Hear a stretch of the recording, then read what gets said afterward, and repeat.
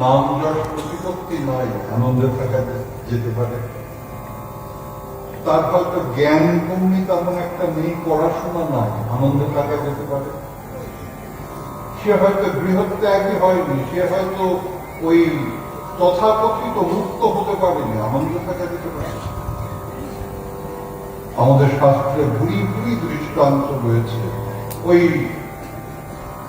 অঙ্গিরা, অঙ্গিরস, বৃহস্পতি, চবন, বশিষ্ঠ, সমস্ত শ্রেষ্ঠ ঋষি বৃন্দ তারা যেমন ভ্রমণ করে বেরিয়েছেন আনন্দের অনুসন্ধানে, ওই গৃহের মধ্যে অবস্থান করে ওই শ্রীরাম, বিপ্র, শ্রুতদেব, বহুরাষ্ট্র তারা কৃষ্ণকে পালন করেছে।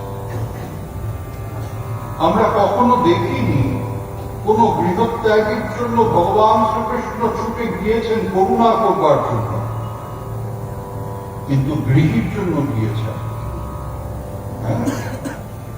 আমরা ওই শ্রুতদেব বহুলার্ষের ওই যে লীলা আমরা জানতে পেরেছি, তারা নিজেদের গৃহে বসে প্রার্থনা করছে যে যদি একটুখানি কৃষ্ণ কৃপা পেতাম, আমি তো আমার ঠাকুরকে পূজা করি, কিন্তু ঠাকুর তো কোনো সারা করা দেয় না। আমি বুঝতে পারি ঠাকুর আমার প্রতি সন্তুষ্ট, তিনি প্রীত, কিন্তু তিনি যে সত্যি প্রীত সেটা তো আমার দ্বারা হলো না।